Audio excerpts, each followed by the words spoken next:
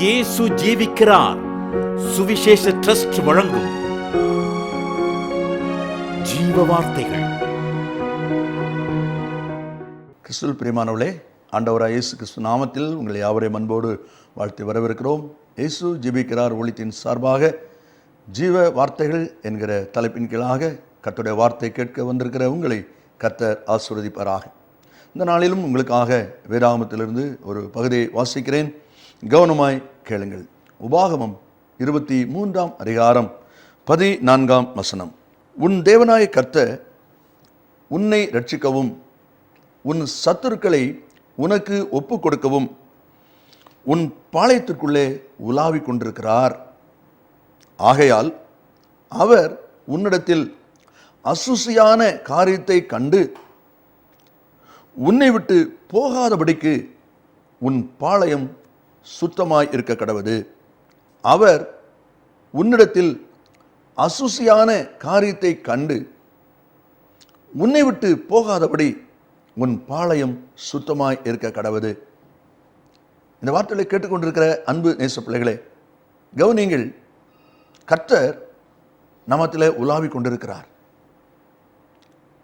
பாளையம் என்று சொல்லும் பொழுது தேவன் உலாவுகிற, தேவனுடைய பிரசன்னம் இறங்குகிற, தேவனுடைய கிருபை வெளிப்படுகிற இடம் என்பதை வேதாகமம் நமக்கு தெளிவுபடுத்துகிறது. ஆண்டவர் உனக்கு துணை நின்று சத்துருக்களை உன்னிடத்திலே ஒப்புக் கொடுப்பதற்காக அவர் உன்னோடு கூட உலாவிக் கொண்டிருக்கிறார். நம்மத்திலே அவர் உலாவிக் கொண்டிருக்கிறார். அப்படி உலாவிக் கொண்டிருக்கிற அந்த தேவன் உன்னை விட்டு போய்விடாதபடி எப்பொழுது அவர் உன்னை விட்டு விலகுவார் என்றால், உன்னுடைய வாழ்க்கையிலே பாளையத்திலே அசுசியான அருவருப்பான அவருக்கு பிரியமில்லாத காரியத்தை அவர் கண்டால் விலகி விடுவார். ஆகினாலே அப்படிப்பட்ட குறைவுகள் காணப்படாதபடி உன்னுடைய பாளையம், உன்னுடைய வீடு, உன் தனிப்பட்ட வாழ்க்கை சுத்தமாய் இருக்க கடவுது என்று தேவனுடைய வார்த்தை சொல்வதை நாம் அங்கே பார்க்கிறோம். லேவியராகமம் 26:12 வாசிக்கிறோம், நான் உங்கள் நடுவிலே உலாவி உங்கள் தேவனாயிருப்பேன், நீங்கள் என் ஜனமாய் இருப்பீர்கள் என்று ஆண்டவருடைய வார்த்தை சொல்வதை பார்க்கிறோம். சங்கீதம் 132:14 வாசிக்கும் போது, இது என்னென்றைக்கும் நான் தங்குமிடம், இதை நான் விரும்பினபடியால் இங்கே வாசம் பண்ணுவேன் என்று சொல்கிறார். அது மாத்திரமல்ல, ரூத் புஸ்தகத்திலே 1:6 நான் வாசிக்கும் போது, கர்த்தர் தமது ஜனத்தை சந்தித்து அவர்களுக்கு ஆகாரம் அருளினார் என்று சொல்லப்பட்டிருக்கிறது. ஆக பாளையம் என்பது என்ன என்று சொன்னால், ஆவியானவர் உலாவுகிற இடம், ஆவியானவர் தங்கி வாசம் பண்ணுகிற இடம், ஆவியானவர் தம்முடைய ஜனத்தை சந்தித்து அவர்களுக்கு தேவையை சந்திக்கிற இடம். அப்படிப்பட்ட இடத்துல அசூசியான காரியம் காணப்பட்டு விடாதபடிக்கு நீ கவனமாயிரு, உன்னை சுத்தமாய் காத்துக்கொள் என்றுதான் தேவனுடைய வார்த்தை சொல்வதை பார்க்கிறோம். ஒரு 3 காரியங்களை உங்கள் மேல் வைத்து நான் ஜெபிக்க விரும்புகிறேன். பாளையத்திலே என்ன இருக்க வேண்டும், பாளையத்திலே என்ன இருக்கக்கூடாது என்பதை வேதம் நமக்கு கற்றுக் கொடுக்கிறது. யாத்திராகமம் 32 அதிகாரம் 17 வசனத்தை நாம் வாசிப்போமானால், அங்கே தேவனுடைய வார்த்தை இவ்விதமாய் சொல்கிறது, பாளையத்தில் யுத்தத்தின் இரைச்சல் உண்டாயிருக்கிறது. பாளையத்தில் தேவன் தங்குகிற இடத்தில், தேவன் உலாவுகிற இடத்தில், தேவன் நம்முடைய தேவையை சந்திக்க வேண்டிய இடத்தில் யுத்தத்தின் இரைச்சல் உண்டாயிருக்கிறது என்று நாம் வாசிக்கிறோம். ஆனால் அங்கே கேட்கப்பட வேண்டிய சத்தம் என்ன என்று சொல்லி நாம் பார்த்தால், 118 சங்கீதம் 15 வசனத்திலே சொல்லப்பட்டிருக்கிறது, நீதிமானுடைய கூடாரத்திலே ரட்சிப்பின் கம்பீர சத்தம் உண்டு. அப்ப ரட்சிப்பின் கம்பீர சத்தம் கேட்க வேண்டிய பாளையத்திலே யுத்தத்தின் இரைச்சல் கேட்கிறது. இந்த வார்த்தையை கேட்டுக்கொண்டிருக்கிற அன்பான கர்த்தருடைய பிள்ளைகளே, நம்முடைய இருதயம் தேவன் தங்கும் ஆலயம், நம்முடைய குடும்பம் தேவன் வாசம் பண்ணும் ஸ்தலம். தேவன் தங்குகிற, தேவன் வாசம் பண்ணுகிற இடத்துல யுத்தத்தின் சத்தம் கேட்குமானால், அது தனிப்பட்ட வாழ்க்கையின் யுத்தமோ, கணவன் மனைவிக்குள்ளேயோ, பெற்றோர் பிள்ளைகளுக்குள்ளேயோ, நீங்கள் வேலை செய்கிற ஸ்தலத்திலேயோ, யுத்தத்தின் சத்தம் கேட்குமானால் தேவன் உலாவ முடியாது, தேவன் அங்கே வாசம் பண்ண முடியாது, தேவன் அங்கே தங்கி தாபரித்து உங்களுடைய தேவைகளை சந்திக்க முடியாது. ஆகையினால யுத்தத்தின் இரைச்சல் அங்கே கேட்கக்கூடாது என்று சொல்லி நாம் இங்கே பார்க்கிறோம். யாத்திராகமம் 15வது அதிகாரத்தை நீங்கள் வாசிப்பிலானால் ஆண்டவர் ஜெயம் கொடுத்த பின்பு எல்லாரும் உற்சாகமாய் பாடி கர்த்தரை மகிமைப்படுத்துகிறாங்க. கர்த்தரை நான் பாடுவேன், அவர் மகிமையாய் வெற்றி சிறந்தார் என்று சொல்லி மீரியாம் அவளோடு சேர்ந்த ஸ்திரீகள் தம்புரு எடுத்து நடனம் பண்ணி பாடிக்கொண்டு வருகிறார்கள். அதுதான் பாளையத்தில் இருக்க வேண்டியது. ஆனால் இங்கே யுத்தத்தின் இரைச்சல் சத்தம் கேட்கிறது என்று சொல்கிறதை நாம் பார்க்கிறோம். ஏன் இந்த யுத்த இரைச்சல் என்று சொல்லி பார்க்கும்போது யாக்கோபு நிருபத்திலே 4ஆம் அதிகாரம் 1ஆம் வசனத்திலே விதமாய் நாம் வாசிக்கிறோம். உங்களுக்குள்ளே யுத்தங்களும் சண்டைகளும் எதனாலே வருகிறது? உங்கள் அவயவங்களில் போர் செய்கிற இச்சைகளினால் அல்லவா? உங்களுக்குள்ளே யுத்தங்களும் சண்டைகளும் எதனாலே வருகிறது? அவயவங்களில் போர் செய்கிற இச்சைகளினால் அல்லவா என்று சொல்லி அந்த வார்த்தையை சொல்வதை நாம் அங்கே பார்க்கிறோம். இந்த வார்த்தைகளை கேட்டுக்கொண்டிருக்கிற அன்பான கர்த்தருடைய பிள்ளைகளே, பரலோகத்தின் தேவனை சந்தோஷப்படுத்தக்கூடிய ஆடல் பாடல் துதி ஸ்தோத்திர பலி கேட்கப்பட வேண்டிய உங்களுடைய உள்ளத்திலே, உங்களுடைய இல்லத்திலே, நீங்கள் வாசம் பண்ணுகிற இடத்துல யுத்தத்தின் இரைச்சல் என்று சொல்லுகிற முறுமுறுப்பின் சத்தம், கோபத்தின் சத்தம், எரிச்சலின் சத்தம் கேட்குமானால் இன்றைக்கு அதை மாற்றுங்கள். இன்றைக்கு அதை மாற்றுங்கள். ஆண்டவர் உன்னத பாட்டு புஸ்தகத்தில் வாசிக்கிறோம், என் பிரியமே உன் சத்தம் எனக்கு இன்பம் என்று சொல்லியிருக்கிறார். அதே உன்னத பாட்டு 8:13 உன் சத்தத்தை நான் கேட்கட்டும் என்று சொல்லுகிறார். அவர் என்ன சத்தம் கேட்கிறார்? உங்கள் பாடல், உங்களுடைய ஜெபம், உங்களுடைய ஸ்தோத்திரம், அந்த சத்தத்தை தான் கேட்க ஆவலாக இருக்கிறார் ஒழிய யுத்தத்தின் இரைச்சலை அல்ல. பாளையத்திலே யுத்தத்தின் இரைச்சல் கேட்கக்கூடாது. இரண்டாவதாக ஆமோஸ் 4வது அதிகாரம் 10ஆம் வசனத்தை நான் வாசிப்போமானால் அங்கே சொல்லப்பட்டிருக்கிறது, உங்கள் பாளையங்களின் நாற்றத்தை உங்கள் நாசிகளிலும் ஏற பண்ணினேன் என்று சொல்லப்பட்டிருக்கிறது. பாளையத்திலே நாற்றம் உண்டாயிருக்கிறது என்று தேவனுடைய வார்த்தை சொல்வதை பார்க்கிறோம். ஒருவேளை இந்த வார்த்தைகளை கேட்டுக்கொண்டிருக்கிற அன்பான கர்த்தருடைய பிள்ளைகளே, தேவன் தங்குகிற, தேவன் வாசம் பண்ணுகிற, தேவன் நம்முடைய தேவையை சந்திக்க வேண்டிய இடத்துல நாற்றமான அனுபவங்கள் இருக்கக்கூடாது. ஏன் இப்படிப்பட்ட நாற்றமான அனுபவங்கள் என்பதை நாம் பார்ப்போமானால் ஆதியாகமம் 23ஆம் அதிகாரம் 4வது வசனத்தை வாசிக்கும் போது ஆபிரகாம் சொல்வதை கவனிங்கள். ஆபிரகாம் தன்னுடைய குடும்பத்தோடு கானான் தேசத்துள்ள எபிரோன் அந்த பகுதிக்கு வருகிறார். அந்த பகுதியில் வந்தபோது அவருடைய மனைவியாக சாராள் மரித்து போனார்கள். அப்பொழுது அவன் சொல்கிறான், என்னிடத்தில் இருக்கிற இந்த பிரேதத்தை நான் அடக்கம் பண்ணுவதற்கு எனக்கு ஒரு இடம் வேண்டும். என்னிடத்தில் இருக்கிற இந்த பிரேதத்தை அடக்கம் பண்ணுவதற்கு ஒரு இடம் வேண்டும். பாருங்கள், ஏசாயா 34:3 நீங்கள் வாசிப்பிலானால் பிரேதம் நாற்றம் எடுக்கும் என்று எழுதப்பட்டிருக்கிறது. அப்போ நாற்றத்திற்கு அறிகுறியான ஒரு சம்பவம் ஏற்பட்டிருக்கிறது. அதுவரைக்கும் ஜீவனோடு இருந்த, உயிரோடு இருந்த, தனக்கு அனுகூலமாக இருந்த, தனக்கு உறுதுணையாக இருந்த மனைவியானவள் இப்பொழுது காலம் சென்று மரித்து போனாள்.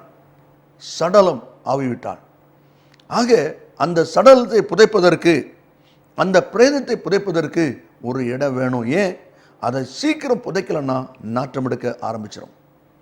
அந்த நாற்றத்தின் ஆரம்பம் வருகிறது என்று சொன்ன உடனே ஆபிரகாம் தேவனுடைய மனுஷனாக இருக்கிறபடினால், ஆபிரகாமோடு தேவன் உலாவிக் கொண்டிருக்கிறபடினால், ஆபிரகாமோடு தேவன் சஞ்சரித்து பேசிக் கொண்டிருக்கிறபடினால் சாராள் நிமித்தம் ஒரு நாற்றம் வந்து தேவனுடைய ஆசீர்வாதத்தை நான் இழந்துடக்கூடாது என்பதற்காக உடனடியாக அதை நீக்குவதற்கு ஒரு இடத்தை அவன் தேடுகிறதை வேதாகமத்திலே நாம் பார்க்கிறோம். என்னை கேட்டுக்கொண்டிருக்கிற அன்பான கர்த்தருடைய பிள்ளைகளே, வாழ்க்கையின் பாதையிலே நினைத்திராத, எதிர்பார்த்திராத சந்தர்ப்பத்தில் சில நாட்டமான அனுபவங்களை நான் சந்திக்க வேண்டியது வரும். சில வேதனையான அனுபவங்களை சந்திக்க வேண்டியது வரும். ஆனால் நாம் செய்ய வேண்டியது என்ன? அது நாற்றம் எடுக்கும் முன்பாக அதை வெளியாக்க வேண்டும். ஏனென்றால் பாளையம் சுத்தமாக இருந்தால்தான் ஆவியானவர் நமக்குள்ளே உலாவுவார்.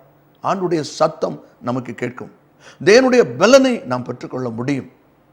அதைத்தான் இங்கே ஆபிரகாம் செய்வதை பார்க்கிறோம். அது மாத்திரமல்ல, யாத்திராகமம் 16ஆம் அதிகாரம் 20ஆம் வசனத்தை நீங்கள் வாசிப்பிலானால் அங்கே சொல்லப்பட்டிருக்கிறது, மோசேயின் சொல் கேளாமல் ஜனங்களில் சிலர் மன்னாவை அடுத்த நாள் மட்டும் வைத்திருந்தார்கள். அது பூச்சி பிடித்து நாற்றம் எடுத்தது. மன்னா தேவனுடைய ஆகாரம். வானத்திலிருந்து தூதருடைய அப்பம், தம்முடைய ஜனத்துக்காக கர்த்தர் கொடுத்த ஆகாரம். கர்த்தரே தான் அதை கொடுத்தார். ஆனால் ஆண்டவருடைய வார்த்தை நிறைவேற்றப்படாத பட்சத்தில், ஏனென்றால் அவரவருடைய அளவுக்கு எடுத்து சாப்பிட வேண்டும், மீதமாய் அதை வைக்கக்கூடாது என்பது தேவனுடைய வார்த்தை.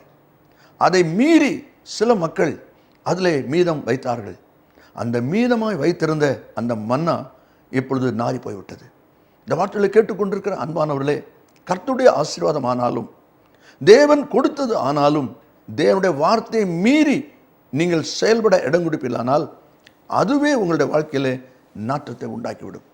அதுவே உங்களுடைய வாழ்க்கையில வேதனை உண்டாக்கிவிடும்.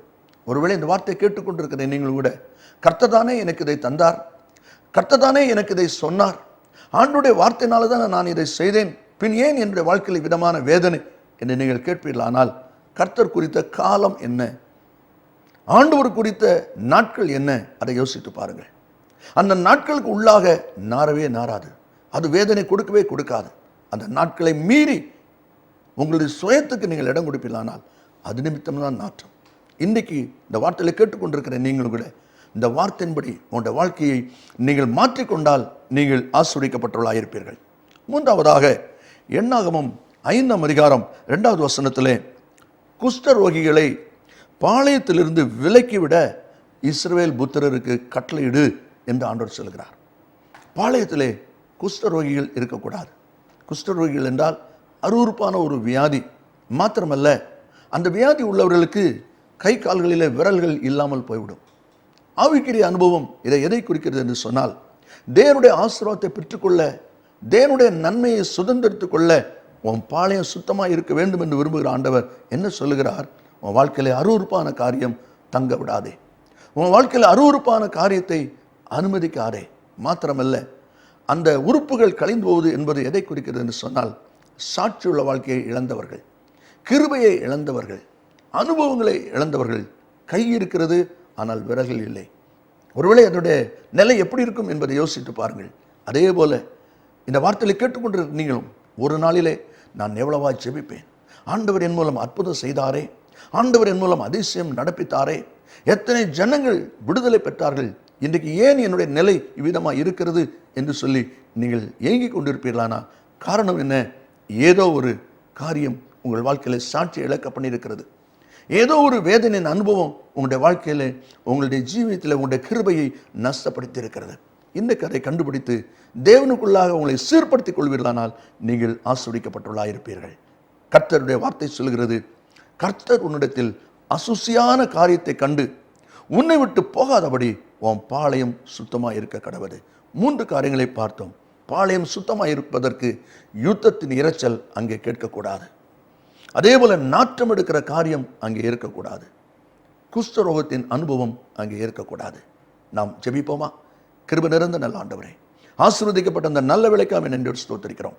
பாளையம் சுத்தமாக இருந்தால்தான் ஆவியானவர் உலாவுவீரப்பா, ஆவியானவர் வாசம் பண்ணுவீர் ஆண்டவரே, ஆவியானவர் தேவையை சந்திப்பீரப்பா. இந்த வார்த்தைகளை கேட்டுக்கொண்டிருக்கிற ஒவ்வொரு பிள்ளைகளும் தன் பாளையத்தை சுத்தமாய் சீர்படுத்திக் கொள்ள, ஆசீர்வாதங்களை சுதந்திரித்துக் கொள்ள கர்த்தர் உதவி செய்வீராக. நீர் அப்படி செய்கிற கிருபைக்காய் ஸ்தோத்திரம். இரட்சகர் இயேசுவின் நாமத்தில் ஜெபிக்கிறோம் நல்ல பிதாவே, ஆமேன் ஆமேன். கர்த்தர் உங்களை ஆசீர்வதிப்பாராக. மேலும் விவரங்களுக்கும் உங்கள் ஜெப தேவைகளுக்கும் நீங்கள் எங்களோடு தொடர்பு கொள்ள வேண்டிய முகவரி: John M Jeyaraj, 123A, Dohnavur road, Mavadi, Nellai மாவட்டம், தென்னிந்தியா 627107. செல்போன் 9443113292. Email yesujeevikrar@gmail.com.